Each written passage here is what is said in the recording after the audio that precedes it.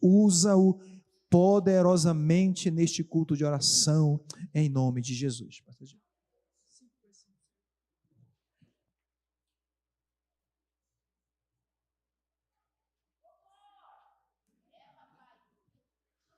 Meus irmãos, a paz do Senhor.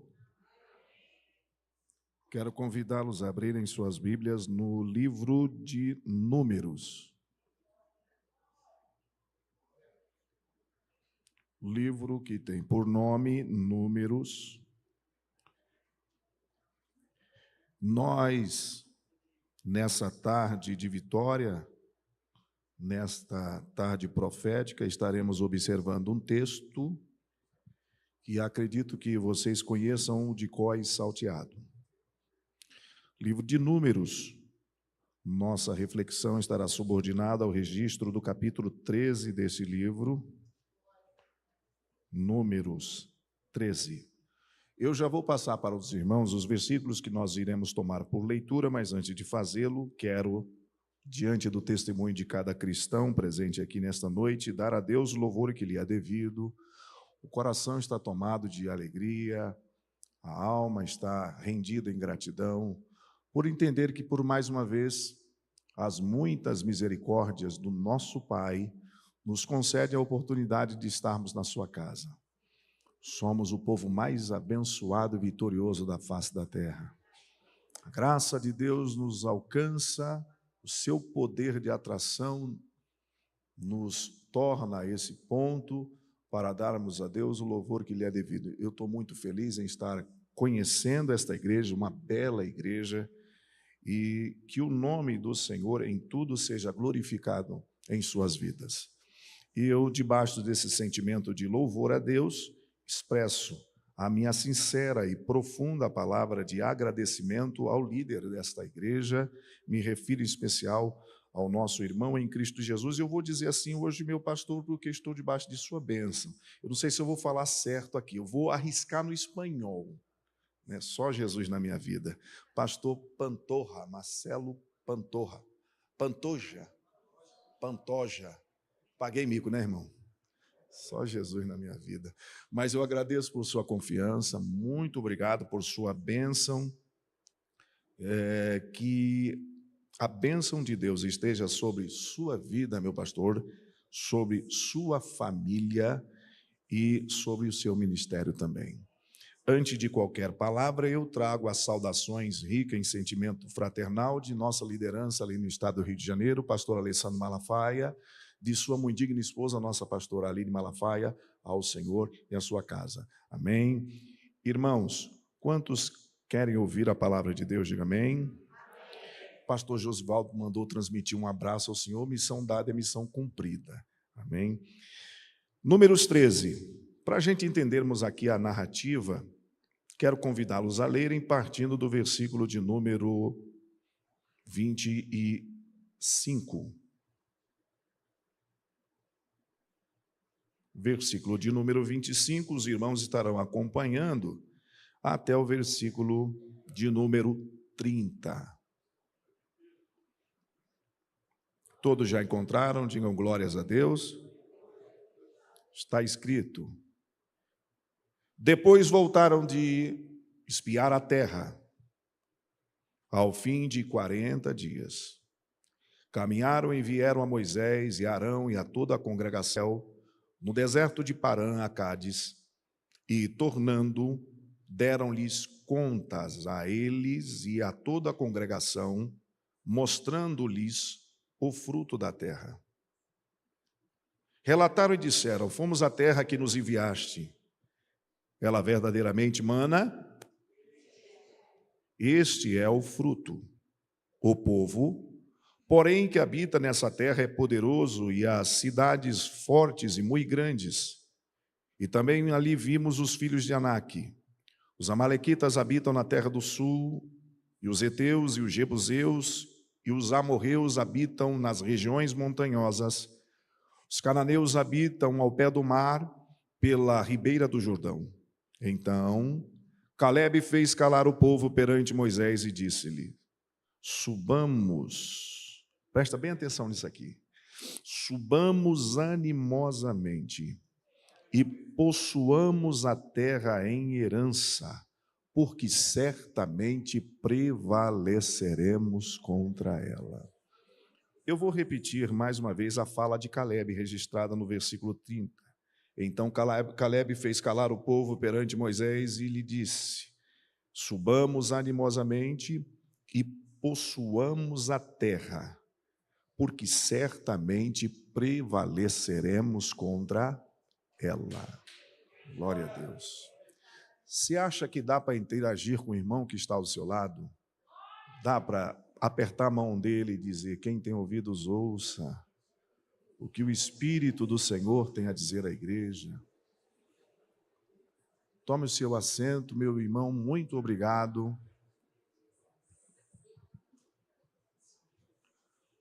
Como eu disse alguns instantes atrás, a narrativa histórica que acabamos de lançar mão em caráter de leitura é uma narrativa que eu acredito que muitos de vocês conheçam. Alguns conhecem este texto de cor e salteado, ou seja, de uma maneira mais avultada, de uma maneira mais aprofundada. E ainda na manhã desse dia, eu estava falando com Deus acerca do que poderia falar aos seus corações com o auxílio do Espírito Santo. E nada do que eu irei falar aqui foi fruto do aleatório. Acredito que tudo o que eu irei esboçar nesta tarde é fruto de um convencimento espiritual, ou seja, fui convencido pelo Espírito Santo. Então, nesta tarde profética, quero pregar a palavra do Senhor, subordinado ao tema Conquistando Territórios que são nossos por direito. Para tal efeito, os que trouxeram a sua Bíblia, por favor, direcione a sua atenção para a leitura em destaque, porque o texto revela para nós o desenrolar do cumprimento de uma das mais belas e significativas promessas feitas por Deus ao seu povo, à sua casa.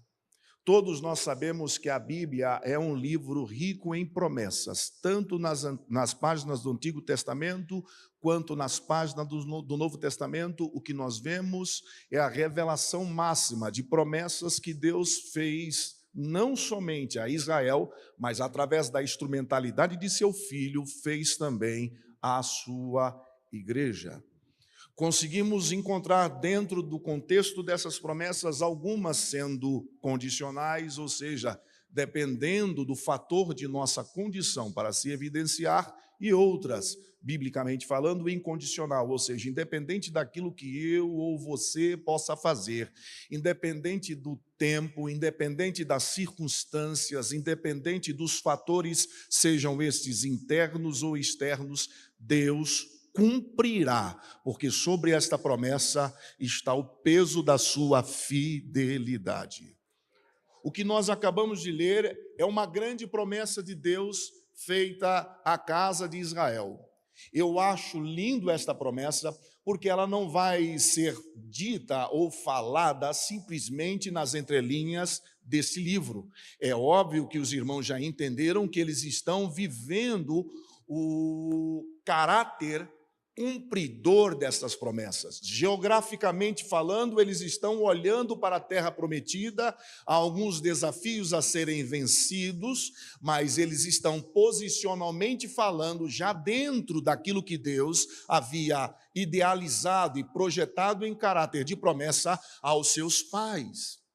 Quando tu abres a tua Bíblia no livro de Gênesis, capítulo de número 17, versículo 18, Deus fala com Abraão. E 5 vezes Deus fala com Abraão, acenando promessa sobre a sua vida e bênção sobre a sua descendência. Mas no versículo de número 8 do capítulo 17, Deus diz o seguinte: darei a ti e a descendência que virá após ti toda a terra de tua peregrinação. Eu lhe concederei como possessão perpétua todo o território de Canaã.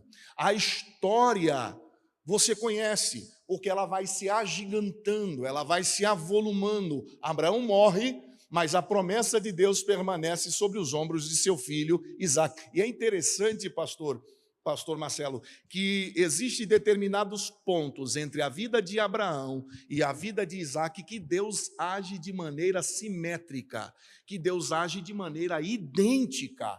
Eles vão vivenciar fatores providenciais de Deus. Mas Isaac morre. E a bênção, ela se perpetua sobre a vida de seu filho. E assim sucessivamente. Eu não tenho autoridade bíblica para dizer que quem tem promessa não morre, porque eles tinham promessa. Morreram ou não morreram? Mas eu tenho autoridade bíblica para dizer que no tempo de Deus essa promessa irá se cumprir para louvor e glória do seu santo nome. Então, os 70 descendentes de Jacó descem ao Egito e o texto declara que eles, debaixo da tutela de seu irmão ou do personagem Jacó, crescem, florescem. E o texto sagrado declara que crescem porque a boa mão do Senhor estava sobre eles. Vocês conhecem a história do segundo livro da Bíblia. Temendo talvez a insurreição de um povo, temendo a rebelião de um povo, agora altas taxas tributárias começam a ser cobradas sobre o povo hebreu. Ali não é nação israelita, ainda é povo hebreu.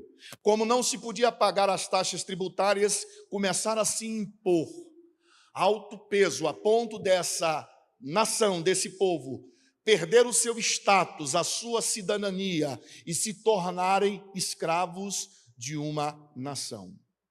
400 anos aproximadamente de escravidão, 400 anos de subserviência, de açoites, de amassar barro, palha com barro para criar tijolos e, consequentemente, os grandes monumentos do Egito. 400 anos aproximadamente se passaram e Deus entende que é chegado o momento de fazer o quê? Cumprir promessas. Alguém entendeu? O capítulo 3 do livro de Êxodo é a espinha dorsal de toda a história hebreia. Você não vai conseguir entender o projeto de Deus para com a nação de Israel se você não me tira da tua leitura o capítulo 3. No capítulo 3, Deus levanta um homem e diz para esse homem o seguinte: eu ouvi o gemido do meu povo por causa de seus inimigos. Eu vou repetir outra vez. Tenho visto a aflição do meu povo e ouvi o seu gemido por causa dos seus exatores. E eu glorifico o nome do Senhor, porque Deus vai dizer o seguinte: por causa do gemido e da perseguição de seus inimigos, eu desci. Deus ainda desce. O que me faz falar a palavra de Deus com alegria nesta noite, nesta tarde, é saber que nós estamos diante de um Deus que ainda desce para fazer proezas no meio do seu povo. Se você recebe essa palavra, glorifica o nome do Senhor. São libertados do jugo opressor do Egito. Se lançam em uma empreitada que você conhece muito bem, 40 anos de peregrinação. Quantos anos, irmãos? Não são 40 dias. Nosso calendário é gregal, né, irmãos?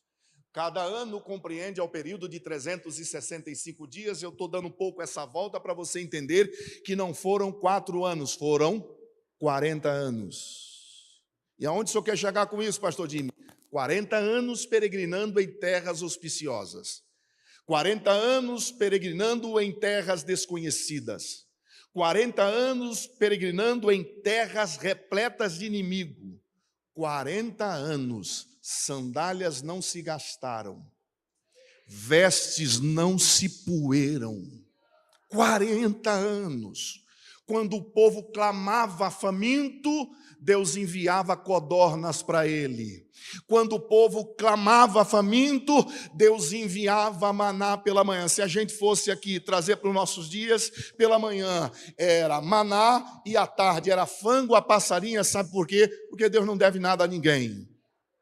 Estou dando essa volta toda para te fazer compreender algo que você já ouviu por inúmeras vezes na sua caminhada espiritual. Quando Deus fala, está falado. Não existe uma expressão dita por Deus que não se faça cumprir na minha e na sua vida. O fator de você estar sentado aqui nesta tarde profética, glorificando a Deus, é o reflexo de que Deus ainda trata com desvelo daquilo que falou acerca da tua vida e acerca dos teus. Eu não sei se você vai acreditar no que esse irmão vai te falar aqui agora, mas eu oro para que o Espírito Santo te convença dessa verdade. Enquanto você está aqui, eu creio, Deus está entrando na tua casa lá. Enquanto você está aqui, atos de Deus estão sendo manifestos sobre a sua vida. Por quê, pastor Jimmy? Porque Deus, quando fala, Ele cumpre a sua palavra. Glorificado seja o Senhor. Um certo jovem seminarista perguntou para mim, pastor Jimmy, por que Deus cumpre promessas em nossas vidas? Eu achei a pergunta interessante. Por que Deus cumpre promessas em nossas vidas? Deu seguimento ao seu pensamento. Ele disse, será que Deus cumpre promessas em nossas vidas porque a gente lê a Bíblia, porque nós oramos, porque nós nos entregamos à prática do jejum? Eu fui direto a ele. Eu falei, tudo isso é bom, mas não é elemento primário para cumprimento de promessa. Tudo isso é belo, é significativo, mas não é elemento originário para cumprimento de promessa. Até porque eu oro, eu jejum, eu me entrego à reflexão da palavra, não para receber vitória, porque vitória eu sei que eu já tenho. Eu faço isso porque eu quero estar em perfeita harmonia com o sagrado. Eu faço isso para estar em perfeito contato, e contato imediato com Deus. Glorificado seja o Senhor.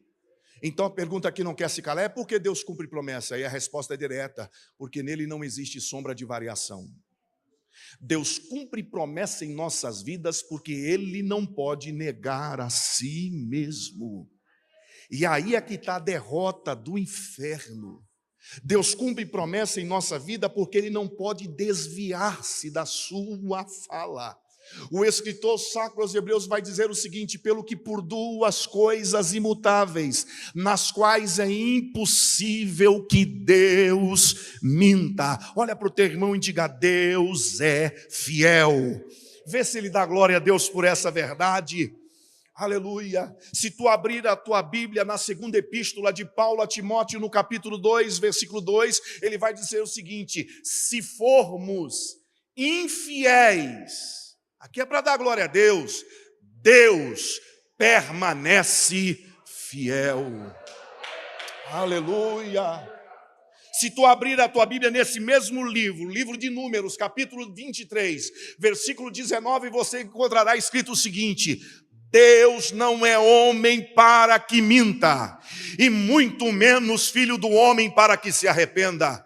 Porventura, tendo ele dito, não o fará, ou tendo ele falado, não o cumprirá. Eu quero que você receba essa palavra nessa tarde. Não importa os levantes do inimigo contra a tua vida, não importa a dimensão e a proporção da represária do inferno contra a tua casa, tua vida, tua casa, teus sonhos, teus projetos estão debaixo de uma promessa, e eu preciso te falar uma coisa, o que você vivenciou no ano de 2024 não é nem 10% do que Deus fará nesse ano pelo peso da sua... Oh, aleluia!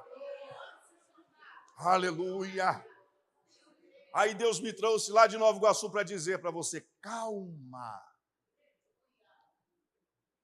Tranquilize a sua alma ou permita-se ser confortado, confortada pelo Espírito Santo. Pastor Jimmy, o pau está quebrando. A situação está complexa, está escura.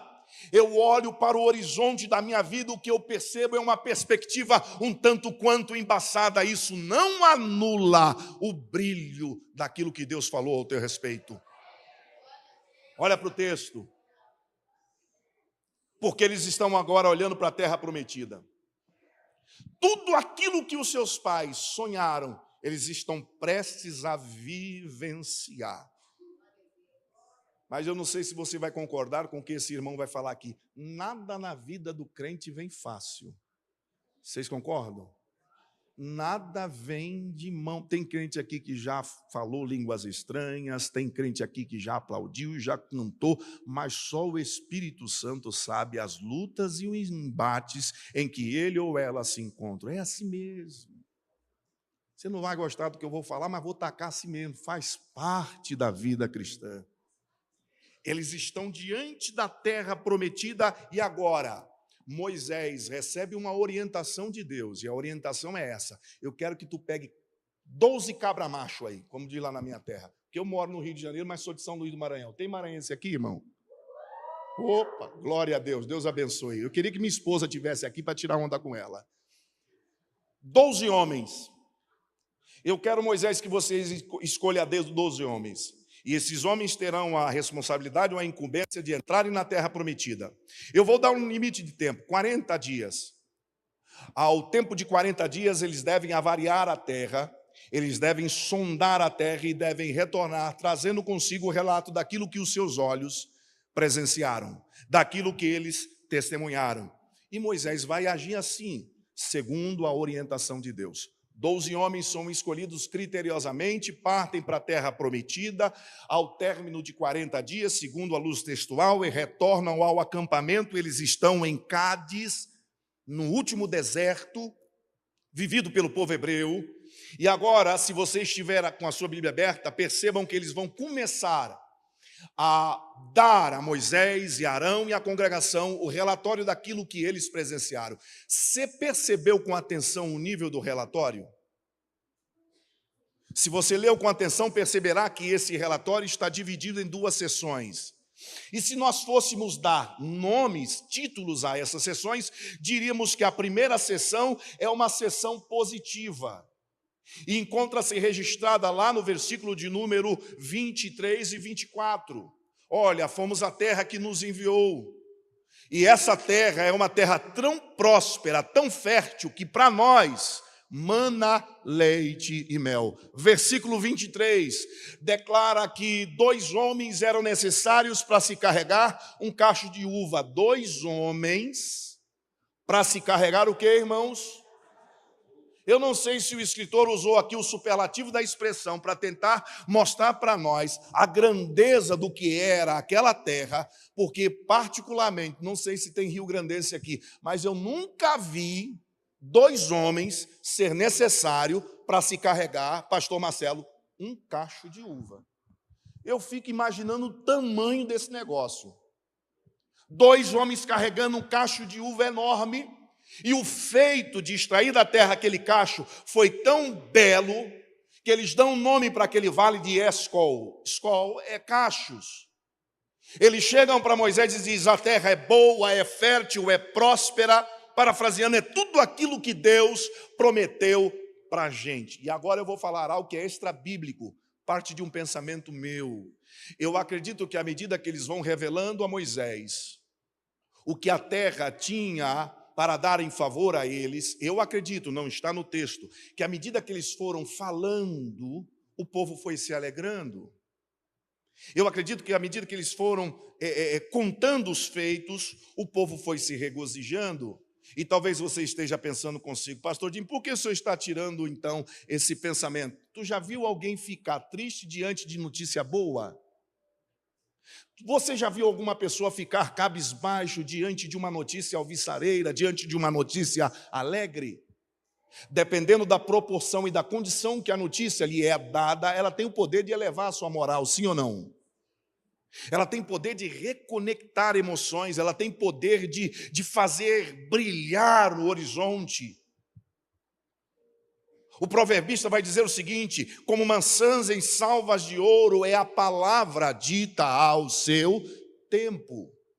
Então imagine comigo, se você puder, eles falando o que os seus olhos presenciaram e o povo dando glória a Deus, porque se eu estivesse lá, eu estaria dando glória a Deus.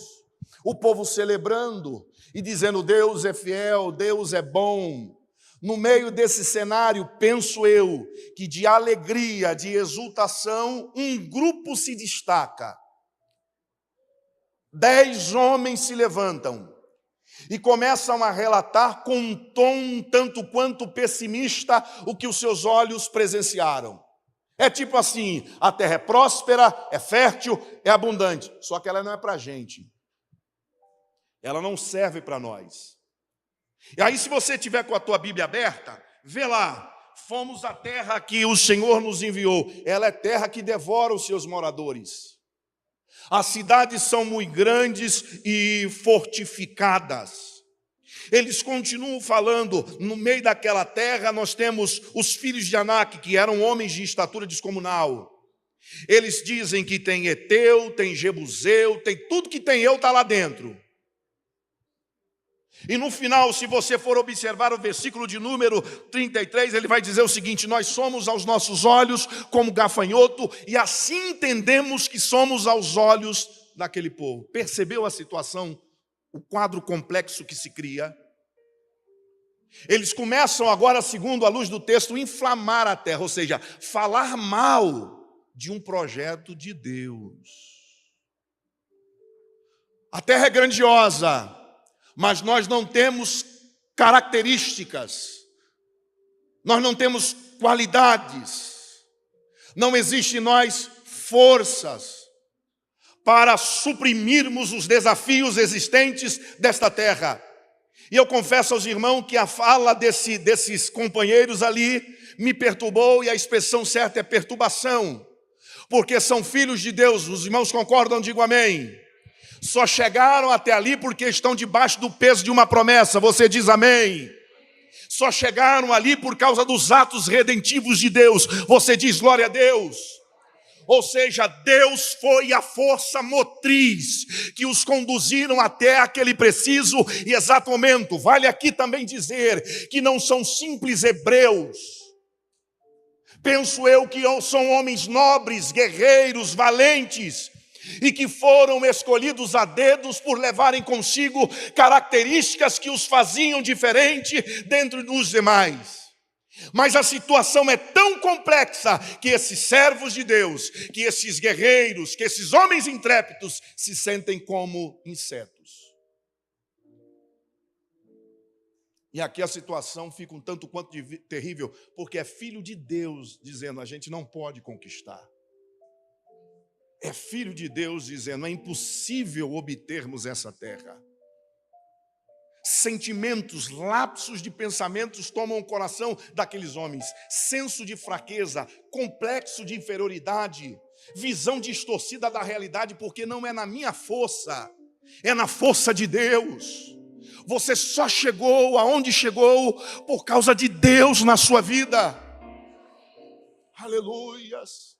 As vitórias, os milagres, os momentos de intervenção do Senhor, foi Deus. Estou sendo redundante, mas foi Deus, e a gente precisa tirar os olhos da terra e reposicioná-los no céu, entendendo que a nossa vitória vem do Senhor.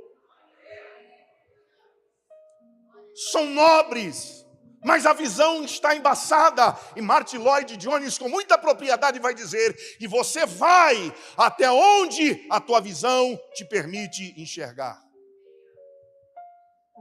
Você irá até onde os teus olhos te permitem ver. Eles falam tão mal daquele projeto que toda a nação de Israel, o povo de Israel, é tomado por um sentimento pessimista. E no meio desse cenário de falta de fé, porque, preste bem atenção, ninguém viu milagres a olhos nus como o povo hebreu. Você concorda? Diga amém. Ver mar vermelho se abrir de uma ponta, ver as águas revoltas se tornarem veredas, somente o povo de Israel. Aleluia. Ver águas amargas se tornarem águas doces, somente o povo de Israel. E eles começam a murmurar, sendo induzido pela mesma linha de pensamento pessimista e negativo que estava tomando a mente desses homens. Problema de nossa geração. E eu peço perdão aqui a falar. Problema de nossa geração, pastor, é que nós murmuramos muito e adoramos pouco. E eu falo isso com temor e tremor. Problema de nossa geração atual é que a gente não coloca a nossa vida em slow play para ver o que Deus está fazendo. Ouça, Deus está fazendo alguma coisa. Não importa os povos que existem naquela terra, importa é o que Deus falou ao teu respeito. No meio de uma sinfonia de falta de fé, Caleb se levanta: isso aqui é cabra macho. Eia, subamos animosamente e possuamos essa terra em herança, porque certamente prevaleceremos contra ela. Parece que eu vejo Caleb dizendo: eu não sei quanto a vocês, mas que eu vou subir, vou conquistar e irei prevalecer, eu vou. A pergunta que não quer se calar é: quais são os princípios bíblicos e espirituais que eu preciso aplicar na minha vida hoje para conquistar territórios que Deus me deu? Olha para o teu irmão e diga: o território é teu. Aleluia. Eu vou usar aqui o testemunho da irmãzinha que falou acerca de quase que perdeu a casa, o terreno. Eu não sei onde ela está, mas tocou o meu coração. Ela foi lá. É meu, é possessão minha, foi Deus que me deu, e Ele colocou as vias, os caminhos, e hoje ela veio aqui testemunhar o nome do Senhor. Aleluia, é para você dar glória a Deus. O que eu preciso fazer, irmão Jimmy, para conquistar territórios que são meus por direito? Quer conquistar nesse ano de 2025? Então, em nome de Jesus, assuma a sua posição no projeto da bênção que Deus estabeleceu para a sua vida. Quer conquistar territórios? Ocupa o teu espaço. Ocupa a tua posição. Seja protagonista desse cenário de fé. Perdoe minha fala aqui, mas chorar não vai resolver. Viver um saudosismo de experiências passadas não vai resolver. O que o Espírito Santo quer da minha vida, pastor Jimmy, quer que você assuma a tua posição. A família foi Deus que te deu. Esse empreendimento foi Ele que colocou nas suas mãos. Essa chamada vocacional, esse ministério foi Ele que te confiou por graça. Então, em nome de Jesus, assuma o teu papel no projeto que Deus... Aleluia. É impossível falar de ocupação de posição sem você tocar num ponto crucial. Você não estará habilitado para ocupar posições sem antes discernir quem você é. Estou falando de discernimento de identidade.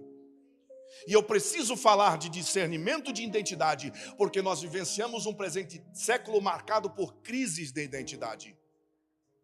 De pessoas que estão na igreja, que cantam, que batem palma, que falam línguas estranhas, que participam de seus específicos departamentos, mas quando colocam os seus pés do lado de fora de ambientes sagrados como este, sentem-se mutilados interiormente. Impedidos de crescer, impedidos de progredir, impedidos de crescer. Por quê, pastor Jimmy? Porque acha que o problema, o gigante, a adversidade, a circunstância é maior do que o que Deus projetou para a sua vida. Leia os meus lábios, assume a tua posição. Entra nessa casa, pisa forte, tomada pela autoridade do Espírito Santo e diga: a família foi Deus que me deu. Eu estou sentindo a presença de Cristo aqui neste lugar. Assuma a sua posição. Para aqueles que estão debaixo da crise de identidade, olhe para mim, Satanás não sabe brincar em mexer com as engrenagens, em mexer com os específicos mecanismos que querem te afastar da presença de Deus. Olha para mim, nós estamos em uma encruzilhada de filosofias e uma boa parte destas tentam violentar a tua espiritualidade. Pastor, toque miúdo para entender o que tem de gente querendo que você faça do jeito que ele fez. Vivenciamos um presente tempo de rótulos que querem mutilar aquilo que Deus colocou em nós. Você não é e jamais será aquilo que o mundo diz que você é. Aleluia. Um grande sociólogo declarou com muita propriedade: criamos uma geração do caos. Paul Goleman, um grande psicólogo, PhD em Harvard, declarou o seguinte: geramos uma sociedade predatória. Geramos uma geração sem perspectiva. Declarou ainda na sua fala, e eu fiz questão de escrever, disse Goleman: nunca presenciamos um tempo de tanta crise interior como estamos vivendo nos dias atuais. Essa geração é marcada pela depressão, pelo complexo de inferioridade, de solidão, ou seja lá, eu não sou psicólogo, seja lá o que for.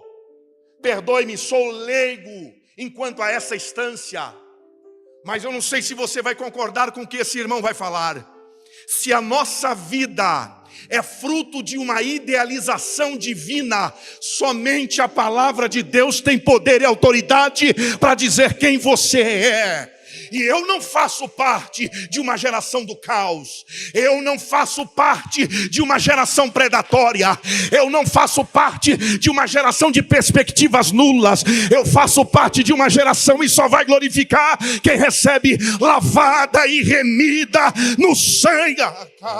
Levante a tua mão para glorificar e exaltar. Não importa o que Goleman falou, importa é o que a palavra de Deus diz ao teu respeito. E o que eu sou, pastor Jimmy? Você é o que está escrito em 1 Pedro capítulo 2, versículo 9. Mas vós também, alguém já entendeu?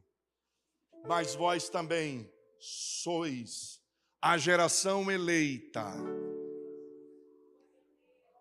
A geração eleita. A geração eleita. O Espírito está falando com você. Sois a geração eleita. A desgraça do inferno está aí. Sois a geração eleita. Sacerdócio real.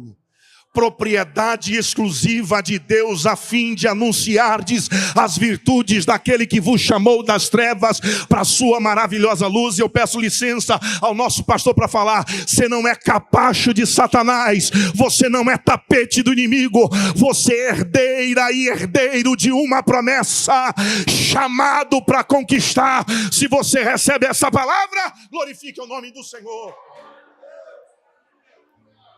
Eu quero terminar essa humilde participação dizendo a você que esse é tempo de conquista. E eu quero que você encontre no mínimo 2 pessoas e diga para ela: esse é o tempo em que você vai conquistar. Há algo extraordinário que está vindo de Deus. Quantos acreditam que esse é tempo de conquista? Coloque-se em pé em nome de Jesus Cristo. Já extrapolei meu horário. Aleluia. Eu quero fazer um convite a você. Eu não sei se o senhor me dá liberdade para fazer isso, pastor. Se você entende que esse ano é um ano marcado como tempo de conquista, e eu não sei as esferas e as instâncias em que você precisa conquistar algo, mas eu sei que Deus tem para você algo. Se você entende que esse ano de 2005 será marcado por grandes conquistas, eu te peço licença agora, vou lhe incomodar. Sai do seu lugar e vem aqui na frente, se você puder e quiser. Isso, vem rápido, sem receio, sem timidez, sem vergonha, sem medo. Vem rápido, vem rápido.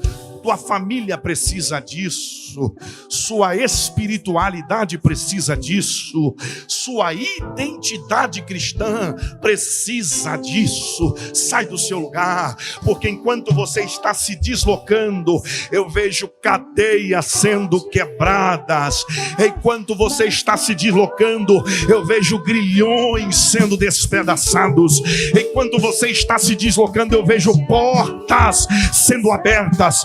Eu vejo milagres sendo desencadeados e vem glorificando a Deus, porque eu profetizo neste preciso e exato momento um tempo de vitória para você. Não me importa saber o teu estado e a tua real situação, mas eu assumo esse altar debaixo da autoridade que há no nome de Jesus Cristo, e como pregador dessa palavra que é fiel, eu declaro: receba um tempo de renovo na sua vida. Eu declaro a falência de todo projeto satânico. Eu declaro pelo poder e autoridade que entre em nulidade toda sentença contrária liberada contra a tua vida. Se você recebe essa palavra, fecha a tua mão e glorifique o nome do Senhor. Teu lar desfrutará da graça de Cristo e das vitórias vitórias consequentemente geradas por ela. O teu empreendimento desfrutará da graça de Cristo e das vitórias que estão atrelados a esta graça. O teu ministério desfrutará de uma progressão espiritual. Se você recebe essa palavra, glorifique a Ele. 1 minuto de adoração ao Eterno. 1 minuto de adoração. Pode mudar, mas tua Oh, palavra vai Senhor, que a tua presença se perpetue na vida do seu povo. Deus te promete. Que a tua filha saia daqui convicta de que milagres já estão colocados nas suas mãos. Que o teu servo saia daqui crendo plenamente de que esse é o tempo de mudança. Dê uma forte salva de palmas em nome de Jesus. Pastor Marcelo.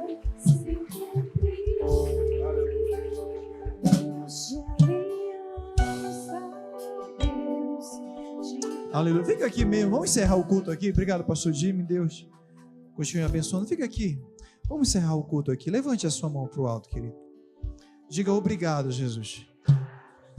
Quem sai com a sua vitória, diga obrigado.